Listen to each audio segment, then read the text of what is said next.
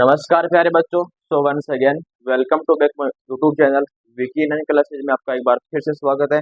आज के इस वीडियो में बात करने वाले हैं जो आपका कक्षा 9 मैथ्स का साथी क्वेश्चन नंबर हमारे पास में यहाँ पर दे रखा है कि जो आपके सामने एक्सरसाइज 1.3 है उसका क्वेश्चन नंबर 3 हमारे पास में दे रखा है साथी। तो बात करने वाले हैं इस क्वेश्चन के बारे में। यहाँ पर हमारे पास में क्वेश्चन दे रखा है कि निम्नलिखित संख्याओं को p बटा q के रूप में व्यक्त कीजिए जहाँ p तथा q पूर्णांक है तथा q नॉट इक्वल टू हमारे पास में क्या है, यहाँ पे 0 है। तो हम इसको पहले किस प्रकार से p बटा q के रूप में साथी लिखेंगे। तो यहाँ पर सबसे पहले देखो कि हमारे पास में यहाँ पर आ रहा है 0.6 पे बार आ रहा है। इसका मतलब क्या होता है कि 6 ये फिर 6 संख्या है, इस पे बार आ रहा है, ये लगातार इसकी पुनरावृत्ति हो रही है।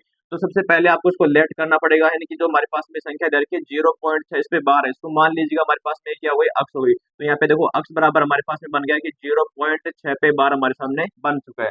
अब देखो कि अगर हमारे पास में ये बन गया तो इसको हम आगे ऐसे बना सकते हैं कि अक्स बराबर यहाँ पर हमारे पास रहेगा 0.6666, मतलब इस प्रकार से इस पे बार बनता जाएगा। और इसको बोल दिया मैंने समीकरण नंबर हमारे पास में बन गई 1 नंबर।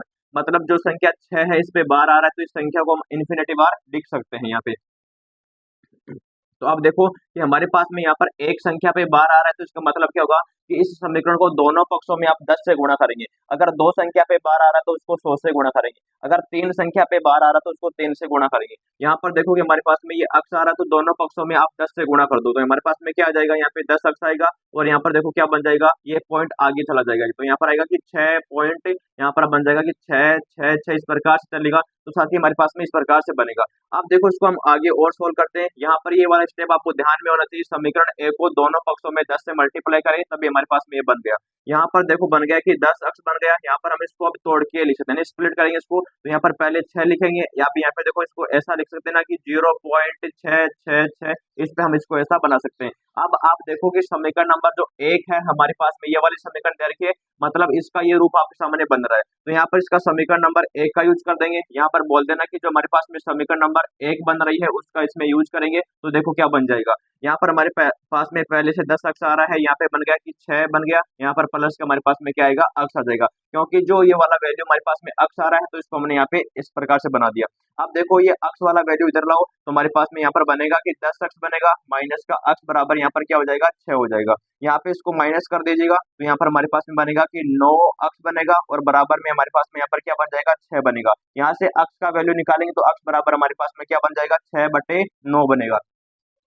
इसको आप काटेंगे तो यहाँ पर ऊपर वाला से 2 बार कट जाएगा 3 के पहाड़े से, और नीचे वाला 3 बार कट जाएगा। तो अक्स का वैल्यू हमारे पास में साहित्य कितना आ गया कि अक्स बराबर हमारे पास में आ गया 2/3 आ गया। इसी को बोलते हैं p बटा q का रूप, मतलब ऊपर वाली संख्या p बन गई, नीचे वाली संख्या हमारे पास में साथी q बन गई। तो इस प्रकार से आप लोग जो संख्या हमारे पास में दे रखी है कि 0.6 बार होता है, उस पे आप बार वाले क्वेश्चन को कैसे सोल्व करेंगे। सबसे पहले कि जो हमारे पास में क्वेश्चन में संख्या दे रखी है उसको मान लीजिएगा हमारे पास में वो अक्स है, तो मैंने माना कि अक्स बराबर हमारे पास में 0.6 पे बार हो गया। इसके बाद में देखो कि अगर एक संख्या पे बार है, मतलब कि ये 6 संख्या की बार बार पुनरावृत्ति हो रही है, रिपीटेशन हो रहा है उसका, तो इसको बोल दिया 6 6 6 इस प्रकार से आगे तक चलता जाएगा ये। अब देखो कि दोनों पक्षों में देखो कि यहाँ पर हमारे पास में एक संख्या पे बार आ रहा था, इसका मतलब क्या है कि दोनों पक्षों में मैंने 10 से गुणा कर दिया। यहाँ पे अक्स को मैं 10 से गुणा करूंगा तो 10 अक्स बन गया। यहाँ पे इसको 10 से गुणा करेंगे तो यहाँ पर बन जाएगा 6.666 इस प्रकार से चलता जाएगा। अब देखो इसको तोड़ के बनाएंगे, इस वाले समीकरण को तोड़ेंगे तो यहाँ पर बन गया 10 अक्स बन गया, यहाँ पे प्लस का 6 हो गया और 0.6 यहाँ पे क्या हो गया, आगे तक चलता जा रहा है। अब ये आगे वाला वैल्यू देखो समीकरण नंबर 1 से हमारे पास में बन रहा है कि 0.666 बन रहा है। तो यहाँ पर बना कि 10 अक्स बना बराबर में 6 प्लस का अक्स हो गया। अब इस अक्स को इधर लेकर जाओ तो 10 अक्स माइनस का अक्स बराबर 6 हो गया। 10 में से आपने अक्स घटाया तो 9 अक्स आ गया और बराबर में क्या हो गया, 6 हो गया। यहाँ पे अक्स का वैल्यू निकाला 6/9 आ गया। इसको काटो, ऊपर से 2 बार कटेगा, नीचे वाला 3 बार कटेगा, तो अक्स बराबर हमारे पास बन गया 2/3 बन गया। साथ ही इस प्रकार से आप लोग क्वेश्चन नंबर 1 को सोल्व कर सकते हैं। अब क्वेश्चन नंबर हमारे पास में 2 दे रखे हैं, उसको नेक्स्ट वीडियो में सोल्व करेंगे। तो इतने देर आप वेट कीजिएगा और अपनी पढ़ाई कंटिन्यू रखिएगा साथी। Thank you so much, love you all.